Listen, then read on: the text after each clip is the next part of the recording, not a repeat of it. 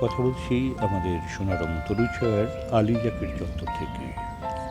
আমাদের একজন শুভানুধ্যায়ী পৃষ্ঠপোষক বাজারে উপজেলার করিমখাঁ গ্রামের কৃতিমুখ বৃক্ষপ্রেমী শাহাদাত হোসেন বিপ্লব ভাইয়ের জন্মদিন উপলক্ষে আমরা এই বৃক্ষপ্রেমী শিক্ষার্থীদের বিভিন্ন গাছের চারা উপহার দিয়েছি গতকাল, যাতে আজকে শাহাদাত হোসেন বিপ্লব ভাইকে শুভেচ্ছা জানিয়ে ওরা রোপণ করে। প্রিয় বৃক্ষপ্রেমী শাহাদাত হোসেন বিপ্লব ভাই, শুভ জন্মদিনে আপনাকে জানাই অগণন শুভেচ্ছা। আপনার আরও সাফল্যময় সুস্থ জীবন কামনা করছি।